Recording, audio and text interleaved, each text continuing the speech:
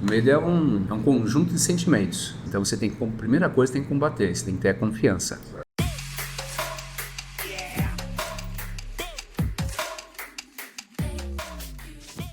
Fala galera, beleza? Chegamos a mais um episódio do podcast de pouco em pouco. Um podcast voltado ao empreendedorismo, mas não só pela ótica e pelo glamour, depois tudo deu certo. Aqui a gente conta histórias, trajetórias, os perrengues, mas que fizeram uma boa ideia sair do campo das ideias e se tornar realidade. Estou eu aqui, Emerson Gomes, representando a Bússola Consultoria e Gestão Empresarial. E o Luiz? Luiz Vacari representando o El Nacho e a Love Burger também. E já quero pedir para você, gente, ó, não esquece de curtir esse vídeo, compartilha, comenta também para que o YouTube engaje mais o nosso vídeo e para que esse assunto possa chegar para mais pessoas também, porque eu tenho certeza que tem um monte de gente aí com vontade de empreender, um monte de amigo que poderia receber esse material. Então, ó, mete o dedo aí no curtir, comenta aí também e manda pro seu amigo, beleza? Boa! E gente, já são mais de 100 episódios, mais de 100 horas de conteúdo. Mas vai acontecer uma coisa rara nesse episódio. A gente tem poucos, né? Acho que é o primeiro, se não me engano, advogado. Primeiro. É o primeiro? É o primeiro advogado. Primeiro advogado que passa por aqui, amigos advogados. A gente já fez tanto convite para amigo advogado, mas a agenda nunca dá. Mas assim, é muito bom porque essa área também vai ter a sua história empreendedora aqui com a gente. E a gente tem a honra de receber doutora Amaury Moreira Mendes, que representa a Amaury Mendes, Sociedade Individual de Advocacia. Amaury, primeiro, agradeço por ter aceito o nosso convite. Agradeço vocês. É um prazer receber você aqui. E para quem não a conhece, quem é o doutor Amaury Mendes? Antes do doutor, quem é o Amaury? Vamos começar por uma trajetória. Antes de iniciar o empreendedorismo, né, que seria o CNPJ, na área de advocacia, eu iniciei, acho que como a maioria, no seletista.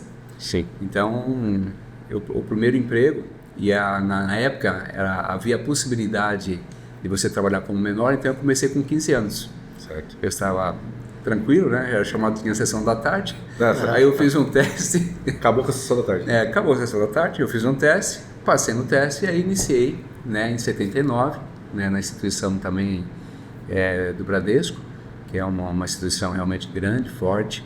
Então a minha carreira foi uma carreira. Eu comecei como escriturário na época, mesmo sendo a parte menor, eu não cheguei a ser ou menor ou contínuo, né, a gente chama, mas eu iniciei já como escriturário. Então eu já entrei já dentro de uma formação, né, de suporte para a pessoa jurídica.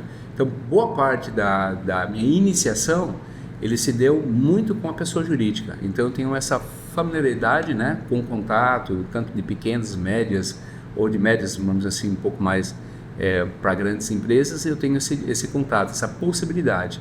E aí eu fiz essa carreira, né, passando em várias instituições, instituições estrangeiras também, instituições também nacionais, e aí eu consegui, nesse período, de todo esse tempo, finalizar com 35 anos, né, de seletista.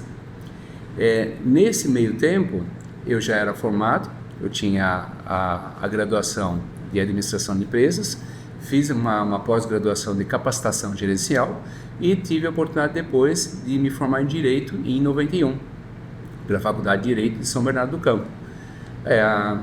Passei também na OAB, né, porque... Uma coisa é passar na faculdade. Passei na faculdade, porque tem muito disso, né, pessoas que às vezes passam na faculdade, mas não consegue tirar o AB, aí tentar o primeiro, o segundo, são vários anos, pode ocorrer isso. Então, mas como eu era muito estudioso, né, e era Caxias... Passou na primeira, né? Porque eu nasci em dia de Caxias, então eu passei já na primeira e aí eu tive a possibilidade aí de seguir e fiz vários cursos, né, e aí fui tentando me atualizar, independente da carreira, vamos assim, bancária, né, instituições financeiras que eu conseguia galgar, tanto em agências que eu trabalhei, em várias localidades também, até ir para o departamento. A sua trajetória CLT, Amaury, ela foi no universo bancário total, assim, esses 35 anos foram de universo bancário, ou você chegou a atuar como CLT? Acho que nem tem muito isso, né, na área do direito. Não, você pode ter também a área jurídica, né, dentro da instituição financeira, mas nesses 35 foi com a parte de seletista mesmo. E da onde né? surgiu o direito? Mas nada assim? jurídico dentro das instituições financeiras? Tinha alguns jurídico assuntos também. jurídicos, mas não interligado, né? Não totalmente ligado sua área. com a minha área. É que você Chegou porque, a trabalhar dentro do Porque a setor minha área era jurídico. uma área assim de comercial. Eu iniciei como comercial, você tinha o público ou o cliente que comparece às vezes na agência, e depois de determinado período eu segui para um departamento. Só que a instituição financeira te dá uma experiência muito grande, principalmente no aspecto de você tratar com pessoas, tratar com gente, né? Você tem que ter paciência, ouvir, né, e direcionar o melhor caminho, a solução, o que seria o ideal. E com isso depois, dentro desse período, a gente foi focando mais pessoa jurídica, né, dentro da área que existia dentro da própria agência. Cheguei a ser agente geral também da agência, né, em agências de grande porte, agência da Paulista, agência também que eu trabalhei na Faria Lima, e depois eu segui com uma área de departamento que são ativos, né? Ou seja, quando a pessoa que estava assim, começando a empreender, né, eu estava dando apoio para o empreendedor. Falando assim, não, vai, vem. Não, Pode vir, é igual Vem. entrar na piscina Não, gelada, vem. né? O que você Tá precisa? uma delícia, pode vir.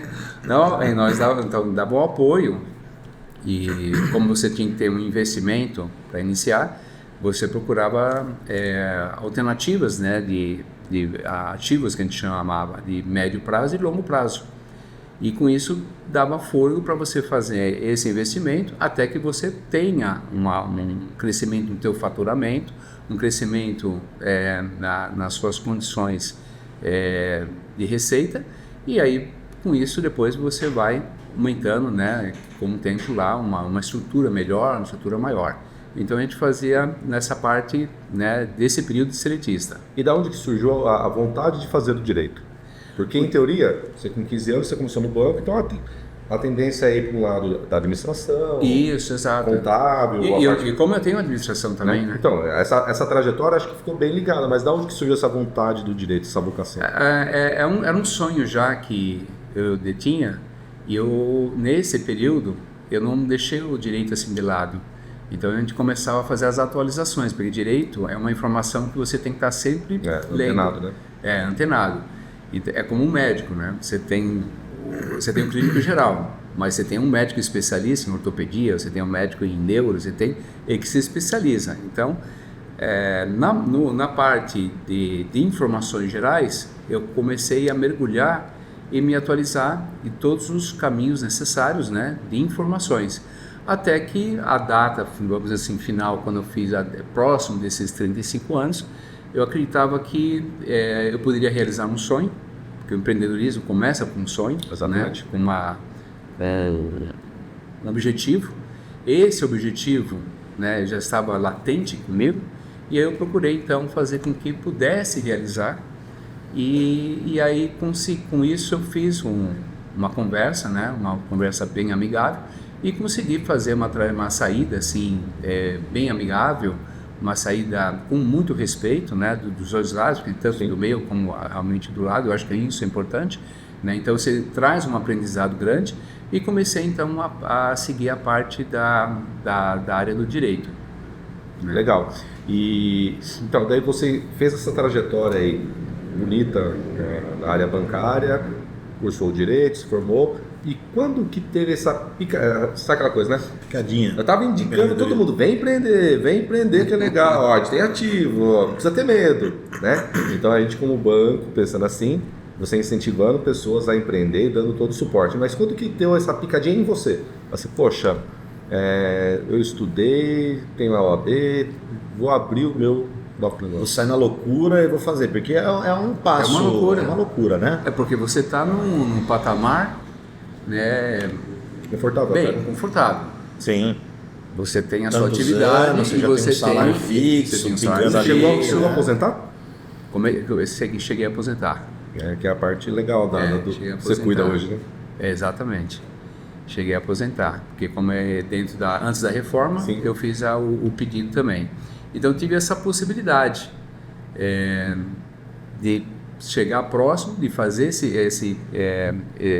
essa trajetória e colocar isso no papel, que era importante. E veio aquele receio, aquele medo. Será que eu vou ou será que eu não vou? Será que eu sigo? Será que eu vou encontrar uns perrengues aí no meio do caminho? Né? Então, vai aparecendo várias, né, situações que você tem que depois combater, trabalhar, para se você quer aquilo, você vai ter que ir em frente. Senão, você não segue e você fica num momento que você está, vamos dizer assim, estagnado, né? E está bem.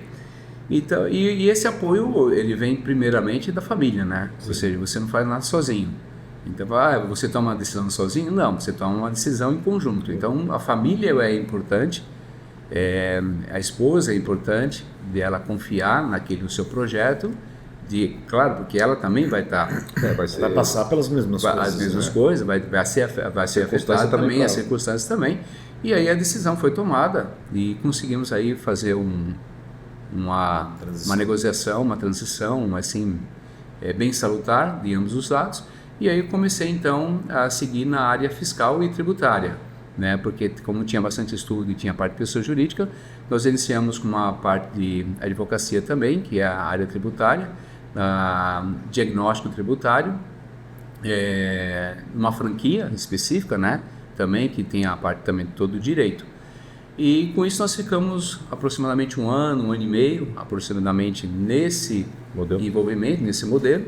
E depois nós tínhamos um sócio, e aí nós fizemos a destituição, né, dessa sociedade, e eu segui a carreira mais de solo mesmo. Aí com o solo eu iniciei com o escritório de advocacia, que é dentro da região do ABC, e depois do ABC... Você é de lá, né? Eu sou do ABC, exato. Então, do ABC nós temos, né, comentando, nós temos um escritório lá, hoje, que é em São Bernardo do Campo. Por isso que a gente fala que é um pouco nome, porque eu moro em Santo André, né? Tem uma casa também em Itupeva, e tem um escritório aqui no Deone também, que dá um atendimento aqui para o interior. Então, nós fazemos todo esse pequeno roteiro que eu quero, né? E aí sobra um pouco de tempo ainda. E você foi para a área tributária mais por você estar ligado ao banco ou não tem? Não, a área tributária porque era uma área também que estava em crescimento. É uma área que tinha oportunidades e você podia fazer compensações tributárias ajudando também a empresa. Então, normalmente um empresário ele não tem tempo para ver essas coisas. O foco dele é trazer resultados. Sim. Então, como ele não dominava toda essa parte, então essa área fiscal trazia para ele um suporte que daria possibilidades financeiramente de entrar como giro, uma possibilidade, e diminuir também os custos e as despesas dele. Então, por isso que foi o foco do tributário. Não teve nada relação com o banco? Não. Inclusive, quando você saiu de lá, o banco te ajudou em alguma forma, assim, algum aspecto de cliente?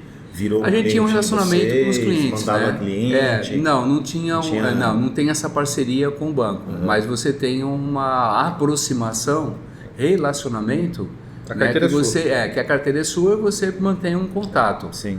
Então, porque tem tudo a ver, né? Porque se você atendia empresários que estavam começando, empreendedores, eram pessoas que também precisariam do seu serviço, além do serviço, exatamente. Não teve essa conexão ou também tinha? Acho que teve de forma indireta, né? Forma indireta. Indireta. Indireta, Forma indireta. Você não tem o envolvimento com a instituição, mas você tem uma aproximação do contato do cliente. O contato do cliente faz com que você faça a apresentação. Sim. Então, você tem a sua atividade, você tem o seu serviço.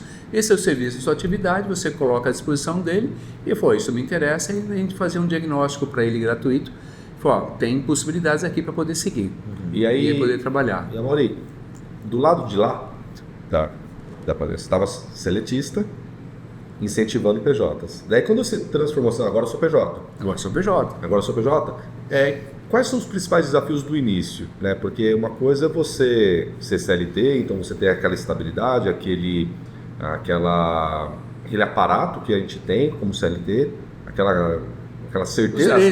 As certezas, né? Certezas que você vai estar recebendo, dia tal. E quando você vai para o empreendedor, os benefícios. Quando você vai para o PJ, você meio que abre mão dessas certezas todas e começa a assumir mais riscos, né?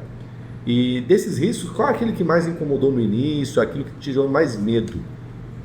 O receio depois a gente fala o medo é um conjunto de sentimentos e que pode ver uma dúvida, pode ver se já que você vai conseguir, né? Ele pode depois também, dependendo do caso, ele aumentar muito mais. Então você tem que, primeira coisa, tem que combater, você tem que ter a confiança.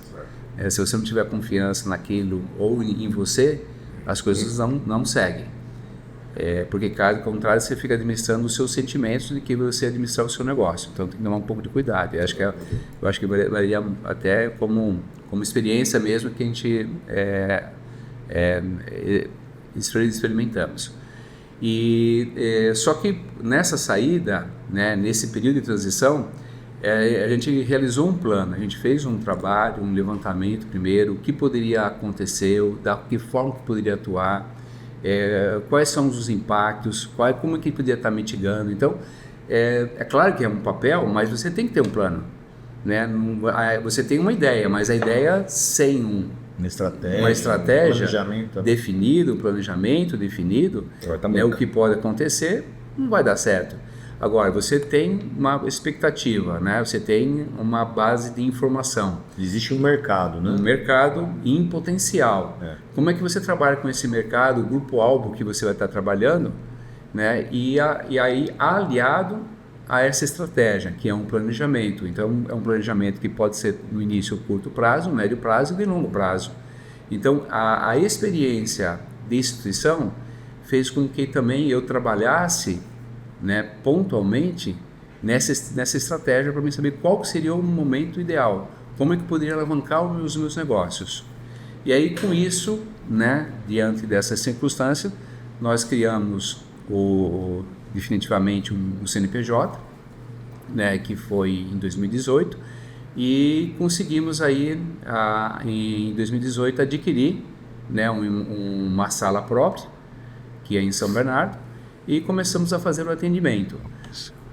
Como nós tínhamos um foco também de pessoa jurídica, mas a minha expertise também, ele tem um envolvimento com pessoas, e a gente sabe lidar com gente, ouvir pessoas, tratar com respeito, fez com que caminhássemos no atendimento previdenciário, né? Porque também era uma necessidade importante.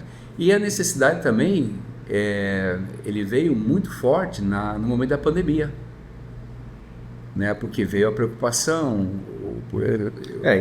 veio uma mudança de hábito e uma mudança de postura. A gente se tocou que a vida é breve. E como é que eu posso, né, manter uma renda, buscar uma renda, né, próxima daquilo que eu estava, né, antecipando. E aí começamos a realizar um planejamento, chamado primeiro planejamento previdenciário, e aí com isso, seguimos então um levantamento para poder ajustar e acertar tudo que o empreendedor, né, ou pode ser também um seletista, ou pode ser também, né, um autônomo, antecipando ou procurando ajustar, acertar para que ele buscasse uma melhor renda para ele ou uma data mais próxima que ele pudesse pedir um benefício previdenciário. Isso nos dois casos, privado e público. Exatamente. Porque existem dois caminhos, né? O privado, quando você fala, existe previdência, tanto privado, que a gente vai explicar, como a previdência pública também. A pública a gente fala do INSS, que é a autarquia, né? Ou seja, todos, independente, podem estar se aposentando, todos, né? E o planejamento privado é onde que você faz o investimento. Então, se você iniciou as suas contribuições no mínimo e terminou no mínimo, o resultado vai ser o mínimo, não vai ser mudar disso. Mas se no meio do período não há tempo suficiente para você fazer essas correções, então você trabalha com a previdência privada, que são às vezes pensões, né? Ou fundações que trabalham com esse tipo de previdência também, que faz uma complementação que lhe traga uma renda necessária para você. E aí você, poxa, isso aqui vai me satisfazer. Não pode ser que seja o suficiente, mas vai ser o básico para ele poder manter e poder seguir. né? Porque hoje, atualmente, assim, eu vou aposentadoria, eu me aposentar, a palavra aposentar é bem diferente. Você se aposenta e você tem uma renda, e você continua tendo um outro negócio de complementação àquilo que você vai caminhar. Você não para simplesmente com a aposentadoria, você tem, mas são poucos os casos. Então a aposentadoria ele vem a ajudar e complementar. Então você escolhe o que você quer na aposentadoria: pagar um condomínio, um plano de saúde, pagar mais umas despesas aqui. Ele tem uma limitação, e essa limitação ele termina, e aí é onde você complementa com outros negócios, com outras atividades como autônomo. Mas eu não estou entendendo, por exemplo, só para uma dúvida, né? É tipo, você como escritório de advocacia faz esse planejamento? Porque normalmente o banco faz esse planejamento para o cliente, ou não? Não, a gente faz. Hoje, por exemplo, você tem as instituições financeiras que trabalham com a previdência privada. Aí você tem também empresas privadas que também trabalham com previdência privada. Na parte da autarquia, que é pública, que é o INSS, é apenas a autarquia, é apenas o INSS. Mas, por exemplo, eu como cliente, eu vou procurar o seu escritório e eu vou expor, por exemplo, porque eu já fui atrás de plano de previdência privada, por exemplo, que eu fui até o banco e eu converso, eu quero me aposentar com 60 anos, quero receber um salário, sei lá, de pouco, né? 10 mil reais, falta pouco. E eu quero ter um salário, não é um salário que a gente fala, né? Não, você busca uma renda. É uma renda, né? Uma renda. É uma renda, Depende né? da sua contribuição. Se você contribui com valor, você vai obter tanto. Se você faz algo a mais, você vai obter um pouco a mais. Então, quando você tem um privado, para só separar o privado, ele é uma complementação. Então, o privado, nós temos também parceiros, e nós temos também a possibilidade de fazer uma simulação, e o valor que você vai estar fazendo depósito, ele vai te gerar para você um determinado resultado em um determinado período que você estipulou. Porque tem a forma de você retirar tudo, por exemplo, também, né? Sim, você pode. Eu posso simplesmente, sei lá, desde os 20 anos eu contribuo numa previdência privada com 500 reais. Chego com 60, tenho 10 milhões, 5 milhões de reais. Pode. Ou eu posso viver até os 80 com um salário com uma renda de tanto, ou eu posso sacar o dinheiro e fazer o que eu quiser, né? É isso. Dando como exemplo... Diferente é da pública, né? Da pública. Você não pode, porque ele é um fundo único. É onde todos fazem um depósito, mas não tem uma diferenciação. Sim. O Luiz tem uma conta lá, né? O Emerson tem uma conta, não existe. É um fundo único. Sim. Onde todos os depósitos, todas as contribuições são realizadas por esse determinado fundo. E aí é onde é feito... A privada é única, né? A privada exatamente. É feita para mim, exatamente para você. Exatamente. E aí, dando um exemplo prático, que é interessante, que é do empreendedorismo, quando você tem o início de uma abertura do CNPJ, que ele está iniciando, a primeira coisa que ele faz é assim, como que eu vou ter o meu capital de giro? Então você não utiliza tanto os bancos, então você utiliza os seus recursos. Quando você utiliza os seus recursos, aonde eu posso estar retirando? Aonde eu posso estar buscando? Então se você tinha uma previdência privada lá atrás, às vezes aquilo é um caminho para que ele possa então recuperar todo o valor, como você mesmo disse, sacar todo o valor e investir no projeto dele. Só que ele ajudou no projeto dele, mas em outra contrapartida, ele não conseguiu abrir a mão do futuro. Exatamente. E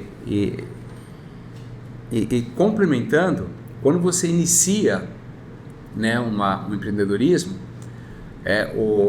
as primeiras decisões são diminuir os custos, diminuir despesas, para que até que gere uma determinada receita. Essa receita vai lhe dar uma condição, né, de você fazer novos investimentos. Então, tudo que é o primordial, você faz o básico. Então, prolabore, faz o básico, né? A primeira coisa. Na hora de pagar aqui, não, para fazer faz o básico. Só que isso permanece, perpetua, porque o tempo vai passando. Então, o que ocorre? O tempo vai passando 1 ano, 2 anos, 3 anos, 4 anos, e quando ele percebe, ele já passou um período maior E ele falou, poxa, mas eu só contribuí com o mínimo, e hoje ele está com um momento bom, ele está com uma condição melhor, que ele poderia ter investido melhor para buscar lá na frente um retorno também que satisfazesse ele, em cima de um patrimônio que ele adquiriu, em cima de uma conquista que ele obteve, e ele precisa ter um valor um pouco maior também. Só que o tempo é primordial. É o primordial. Ele passa esse tempo e quando ele vai ver, foi, puxa, eu poderia ter feito algo lá atrás? Poderia. Então, esse é o alerta que nós fazemos. Por isso que nós realizamos o levantamento e esse planejamento. Olha, você tem esse período de tempo ainda de 10 anos, um exemplo. Esses 10 anos, se você contribuir com o máximo, vamos dizer, o máximo, tem o máximo que é o teto, no privado você pode fazer até um aporte para fazer algo a mais. Quando você contribui com o teto, você já melhora a sua média. Porque quando nós trabalhamos, a gente verifica todo o período, e todo o período isso é chamado uma média. Se você tem uma média baixa, vai ser baixa. Se você começa no meio do caminho a melhorar essa média, então você diminui, expurga os menores, que você tem um percentual que você pode estar expurgando, e trabalha com uma média melhor, trazendo uma condição para você. Deixa eu ver se eu entendi, Amaury. Então vamos supor lá, vou dar um exemplo, vamos fazer um exemplo prático aqui, Emerson. Emerson, comecei a trabalhar CLT com 15 anos, 14 para 15 anos. Hoje eu tenho 43 e nunca deixei de ser CLT. Eu sou empreendedor porque eu abri empresa desde 2007. Já pode aposentar, já quase. Não, já aposentei, que eu não vou chegar no final desse ano. Em 2007 eu também, além do CLT, eu incorporei o PJ. Porque eu tive agência de propaganda, mas como sou professor universitário, pelas faculdades eu me mantive CLT. Sim. E com o PJ, me tornei PJ. Então, tem duas fontes. Tenho duas fontes. Então, o meu CLT, ele está desde 95 abertos. 1995. Até o ano atual. Contribuindo. Então, eu estou indo para 28 anos de contribuição. Só que eu não fiz previdência. Então, como eu sempre fui CLT também, eu nunca fiz previdência. Então, Privada, né? Privada, eu nunca fiz. Então, nesse caso, o que eu poderia falar com você? Falar assim, Amaury, é o seguinte, faz um estudo para mim, faz um projeto para mim, de qual seria a melhor previdência privada para o meu caso. O que você faria? Você pegaria esses meus 28 anos de recolhimento do INSS, por exemplo, e fala assim, sua média está X. Se você quiser aposentar com tanto, você tem que fazer uma privada e essa privada no valor de Y. Porque daí, daqui tanto tempo, você vai conseguir aposentar pelo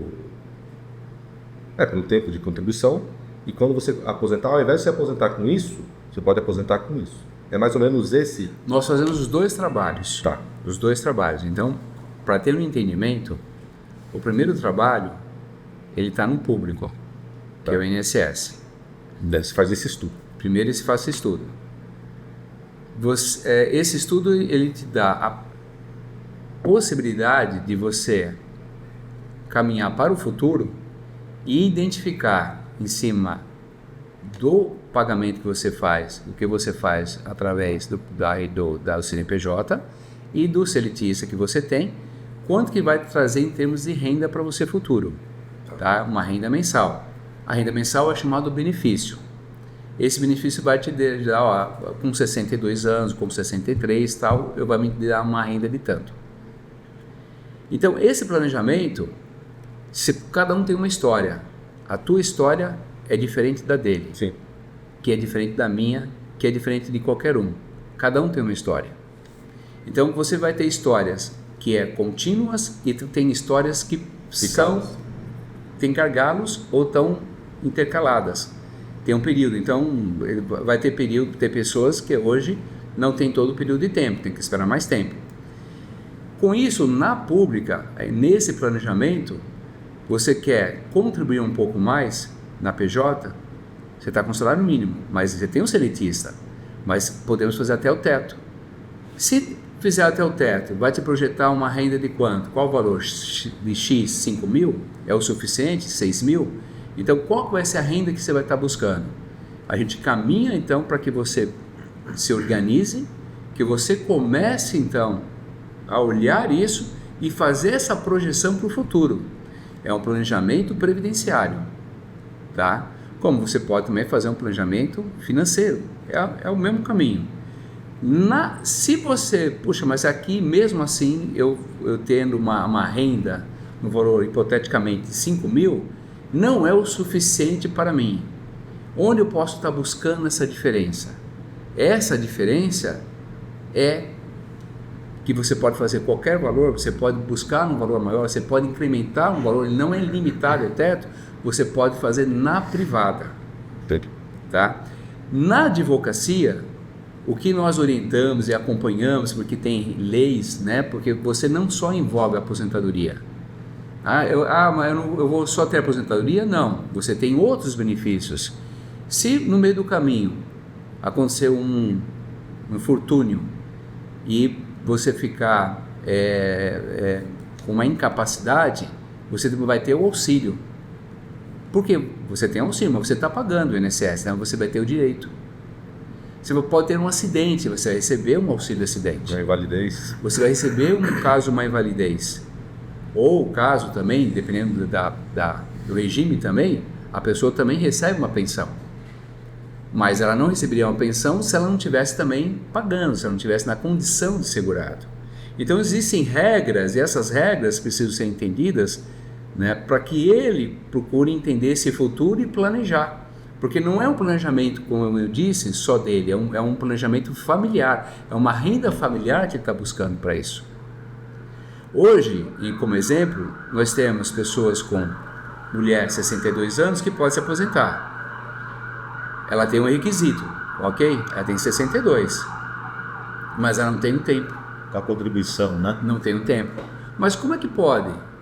Eu tenho 62, mulher, ou o homem pode ter 75, mas não tem um tempo de contribuição. Porque ele se empreendeu ou simplesmente não pagou. Ele abdicou, né, do acompanhamento de muita coisa e deixou o tempo passar. Quando ele chegou próximo à idade, eu não tenho direito, ele não tem o direito porque ele não olhou isso lá no passado. Então, esse é o trabalho que nós orientamos e que acompanhamos para que a pessoa não tenha dúvidas e que possa, então, Mas adquirir. todo mundo pode, por exemplo, se ela atingiu 62 anos, ela não teve um tempo de contribuição. Imagina que ela trabalhou 20 e ela tem 62 anos. Ela ainda se aposenta com alguma coisa? Se aposenta. Com salário mínimo, não é isso? Depende do período que ela teve. Então, se ela tiver 62, como tempo de contribuição de 20, você falou? Ela se aposenta. Mas porque o mínimo é 15. Mínimo, né? Não, o mínimo de contribuição é 15. Tem se ela teve uma mínimo. média de seletista de uma média superior a 4 ou a 5 mil, essa média vai melhorar. Então, claro, ela não vai ter os 5, mas ela vai ter uma média melhor que salário Qual mínimo. é a média normalmente? Soma-se todos e toda a contribuição? Todas as contribuições e divide por Nossa, mas é um levantamento trabalho, né? Porque e dependendo da idade, descarte. ele tem um fator também. Então, aplica-se um fator. Então, quanto mais tempo você tiver contribuição, esse fator ele como inicia, por exemplo, 60%, né? E ele pode ir até 60%, ele pode ter um percentual maior, depende do tempo de contribuição que você realizou. E isso é por idade. O tempo de contribuição são outros fatores. Eu tô pensando aqui porque, assim, é baita no trabalho, né? Porque a moeda mudou há muitos anos, né? Mudou. Como você faz o cálculo, uma pessoa que com 62 anos hoje, ela passou pelo tempo do cruzado, do cruzeiro. Cruzeiro e cruzado. Ainda cruzeiro, Exato. cruzado. Exato. Né? Cruzeiro novo. Exato. Como que se faz esse cálculo, né? Eu acho que tem que, se não me engano, faz uma conversão Porque, da moeda. porque a regra, época. então, a lei diz que a média começa a pegar a partir de 94. Quando nós tivemos a revisão da vida toda. E foi que trocada ainda- a moeda também, né? Que existia a possibilidade de buscar essa média antes de 94. E aí houve o julgamento no pelo STF. Mas se ele teve 94, o maior período dele, depois ele parou, mas ele tem uns 15 anos, obviamente vai ser menor. Só que abaixo do mínimo não pode ser. Entendi. O mínimo Um teto, né? é o salário mínimo. Então, se a média conseguir R$800, ele vai ter o mínimo, que vai ser 1.300, 1.400. 1.412. Exato. E hoje, só para a gente talvez trocar também esse tema, né? Acho que é legal também falar da sua empresa, né? Já tá, se bem que já está falando do seu, Não, isso aí é o seu foco, né? O nosso foco é. Inclusive, eu até falei com a Mauri antes, o quanto os empreendedores não cuidam disso. Então, nós temos muitos CNPJs Que eles não pensam no futuro. que Sim. através dos compromissos e das atividades, ele é especialista em gerar o resultado, mas ele não é o especialista em gerir a situação dele. A própria receita. E quando nós olhamos, já se passaram alguns anos. Aí vem a pergunta, mas eu posso fazer uma vez só na pública? Então, por isso que existe uma diferença para não misturar. Eu não posso fazer isso. A contribuição, ele é contínua e dentro daquele período. Então, vai existir alguns casos, né, que eu posso pagar um período que eu deixei de pagar se você tiver a comprovação, se você tiver a possibilidade de apresentar a documentação que houve um trabalho, houve uma atividade específica, ele vai ser analisado e vai ser emitida uma guia para pagar os atrasados, decadentes, que nós chamamos. E a dúvida minha, na verdade, né, é assim, até para o seu trabalho, na verdade, você aconselha muitas pessoas ali. E o que eu percebo, assim, né, é que assim, o sistema público previdenciário, ele é uma pirâmide. Existem muito mais pessoas. Quando foi criado esse sistema de aposentadorias e tal, era muita gente trabalhando, e aí elas foram subindo, foram envelhecendo, só que menos gente entrando debaixo do topo, da base da pirâmide para sustentar. O senhor acha que um dia isso colapsa? Porque se você pegar a dívida pública hoje do Brasil, é uma das maiores contas, acho que a empresa, que o país tem que pagar, são os beneficiários do INSS.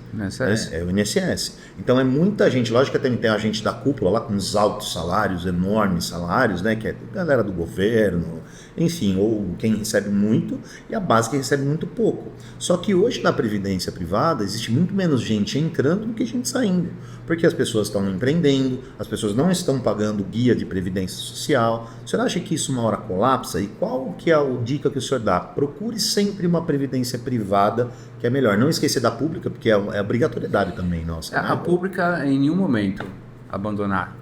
Porque você não pode, né? Porque você teve um histórico, e esse histórico, se eu abandonar, eu vou perder meu histórico. Então, por quê? Não tem um motivo.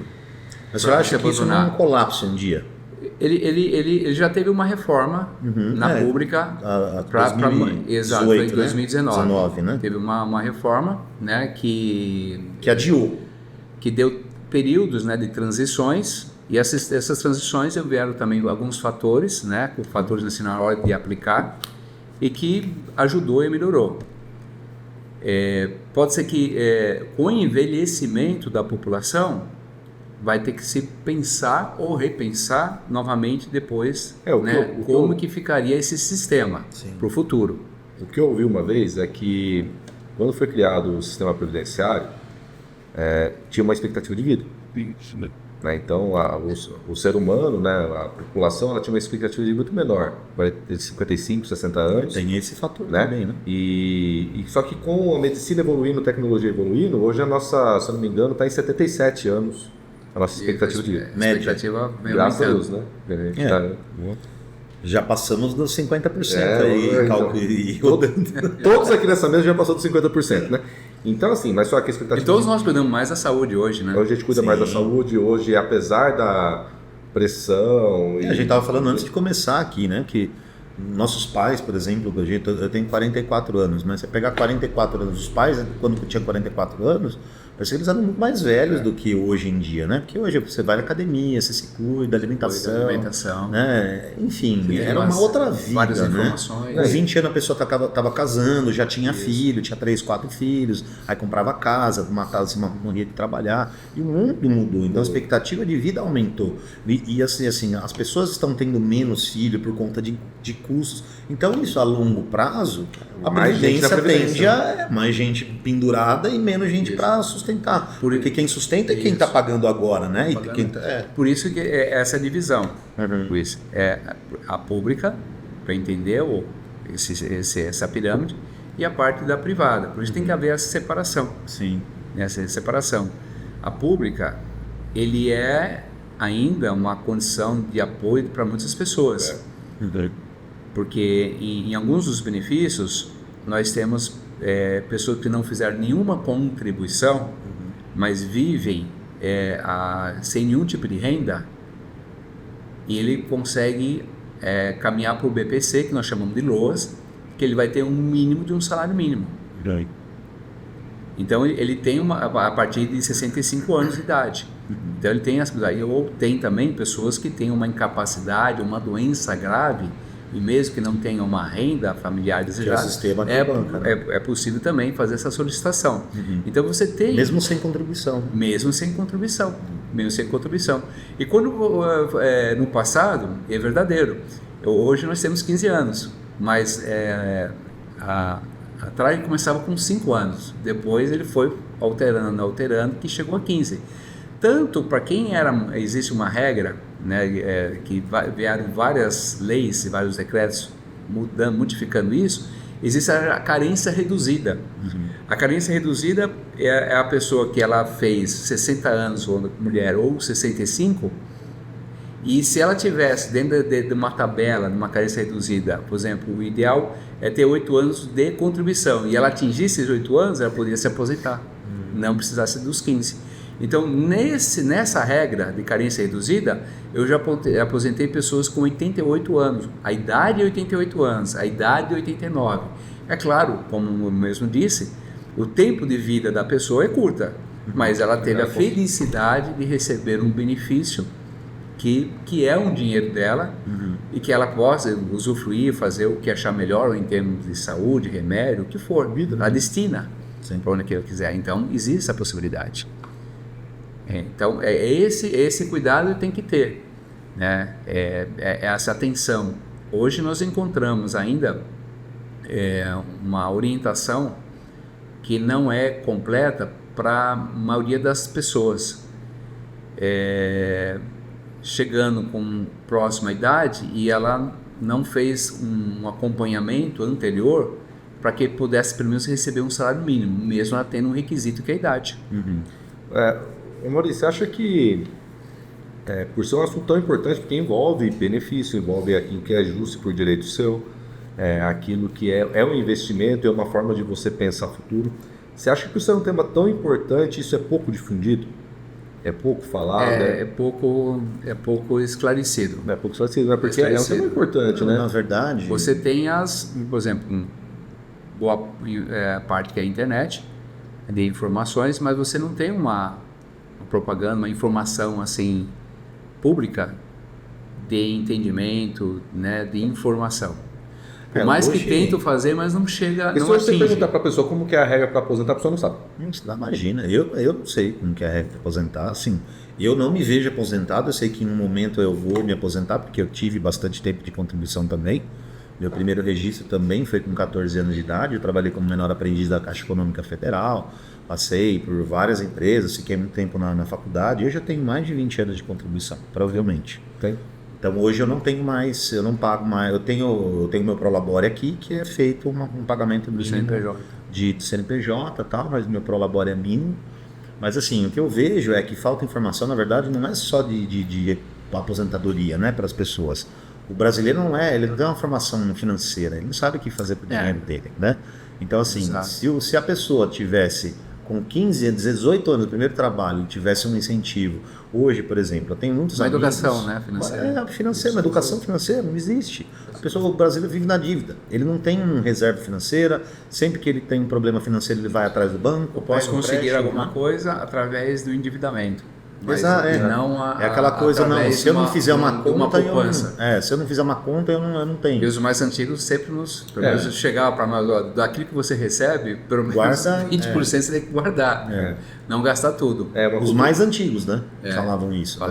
Era uma orientação. Se eu tivesse feito o que minha avó falava sempre para mim, Você vê, eu trabalho desde os 14 anos. Se eu guardasse R$100, R$50, hoje eu tenho 44. Você faz a conta. Você joga na... Isso. Só que o lance... Você teria já Nossa, eu teria uma puta grana. Só que assim, o hábito não é só questão de quanto você guarda, né? É o hábito de guardar.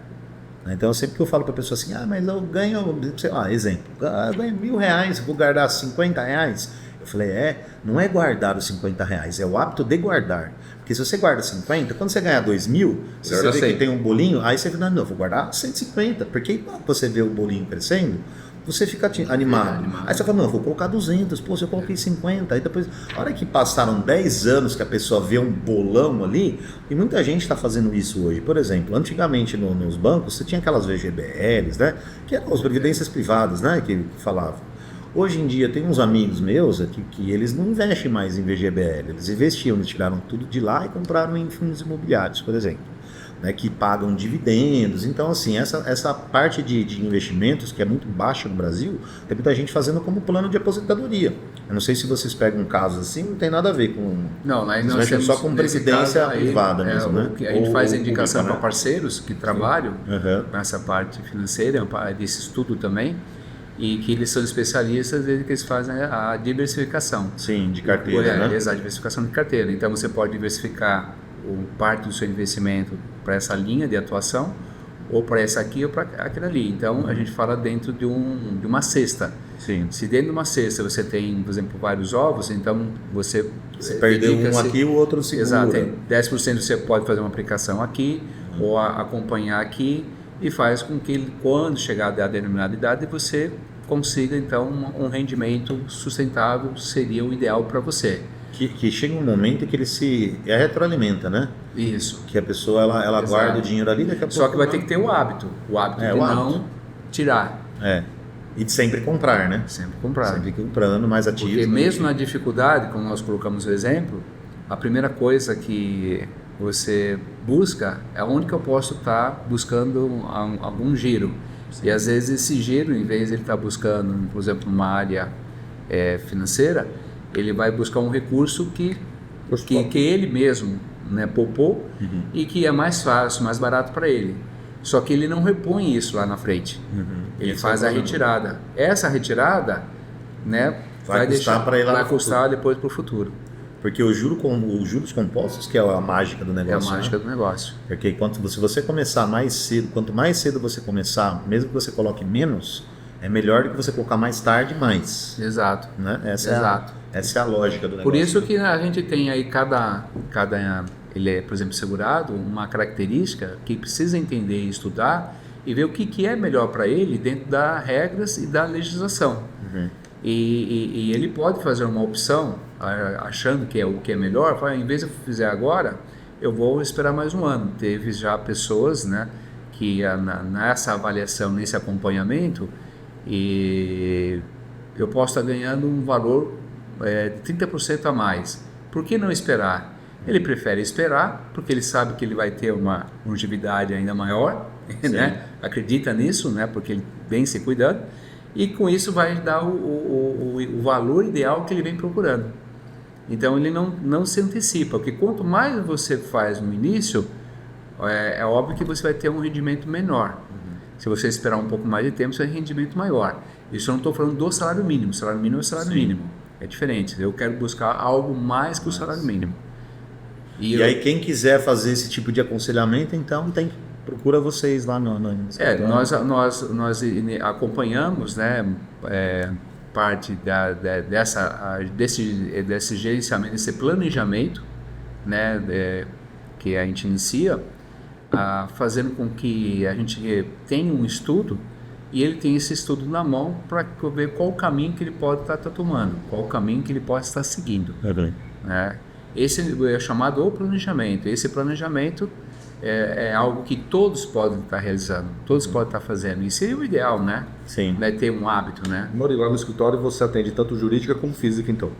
Isso, nós atendemos tanto na parte da jurídica como a parte física também. E o principal tema, assim, a principal área é o previdenciário, mas você também cuida de outras coisas? 65% na parte previdenciária, e existem os caminhos, né, que a gente trabalha com os parceiros associados também, e que nas áreas correlatadas, né, é feito um trabalho também de apoio na parte civil, na parte, por exemplo, de sucessões, na parte trabalhista, também para dar um atendimento necessário, procurar entender, né, qual que é, por exemplo, a dor da pessoa.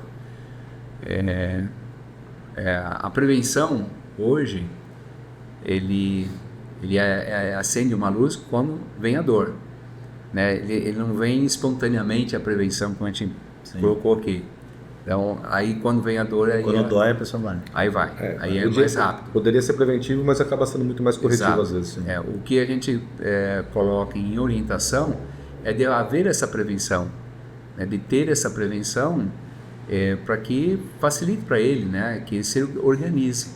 Essa organização, que é um planejamento, né, em todos os sentidos, e que o sentido da vida inteira dele, vai ajudar ele futuramente. Porque a gente vive numa correria muito grande, né? Os horários estão curtos, né? As atividades estão hoje bem definidas e ultrapassando e exigindo um pouco mais de todos nós. E vai sempre ter uma parte que a gente não vai conseguir fazer esse acompanhamento e o tempo vai passando. E quando você se deixa, né, por exemplo, parte de determinados assuntos sendo acompanhado por especialistas dentro de cada um da sua área, é melhor. Exato. É aquilo que vai trazer um resultado, né, melhor para ele nesse conjunto. Boa. É isso que as orientações a gente passa sempre como uma forma de ajudar, né, e que ele possa ter esse despertar dessa atenção. Boa. Mauri, a gente já... 50 minutos de papo já? É rápido, né? É rápido. 51 passa rapidinho. Passa rapidinho, né? A gente sempre pede na reta final que o amigo empreendedor, tem muita gente que está assistindo o nosso episódio aqui, pode estar pensando, tô tanto tempo no CLT, tô para me aposentar, abro ou não abro um negócio, vou ou não vou para o PJ. Então tem muita gente que pode estar olhando para a tua história e falar assim, poxa, me identifiquei. Por que você aconselharia uma pessoa a empreender hoje? Eu diria que o teu sonho, se você tem um sonho, vá em busca dessa realização. É claro que você vai trabalhar, primeiro você tem que partir para um sonho, o teu objetivo e poder seguir. Existem várias outras pontos que são importantes, né, para que um empreendedor, né, tenha sucesso. O cenário está mudando rapidamente e, como a gente colocou aqui, fazer um plano, ter um planejamento, né, quais são as especialidades, né, as habilidades necessárias, quem são as pessoas que vão compor isso, da onde vem o giro. Se ele conseguir já antecipar e trabalhar corretamente, ele vai iniciar bem. Esse início vai dar condição para ele futuramente de prosperar. Mas é um caminho de empreendedorismo que tem as suas dificuldades, mas também tem seus resultados que são positivos, que vale a pena e que são que nos engrandece, né, através aí do esforço, da dedicação que nós colocamos. Então é por isso que o empreendedorismo ele tende a crescer, que eu acho que nunca deve ser abandonado. É claro que de uma consciência, colocando de uma forma sempre consciente, uma forma bem trabalhada, e acredito que ele entre muito mais assim amparado, preparado para abrir um negócio, para que esse negócio aí tenha uma vida, né, uma vida útil, uma durabilidade muito maior, né, através de um acompanhamento mais rigoroso, para que ele possa ter então esse sucesso aí merecido. Legal. Mauri, foi um prazer conversar com você, bater esse papo, conversar com você, história e falar desse tema bom, né? Falar desse tema tão importante que é a preocupação previdenciária, né? A gente cuidar do futuro, a gente não viver só o hoje, né? E viver o futuro. Acho que foi muito rico, engrandecedor. A gente agradece da tua participação, Luiz. Valeu, agradeço. Obrigado, mais uma. Obrigado, Mauri. Obrigado, doutor. Obrigado. E, gente, e assim a gente encerra mais um episódio do podcast de pouco em pouco, um podcast voltado ao empreendedorismo, mas não só pela ótica e pelo glamour, depois tudo deu certo. Aqui a gente conta história, trajetórias, perrengues, mas que fizeram uma boa ideia sair do campo das ideias e se tornar realidade. Até uma próxima!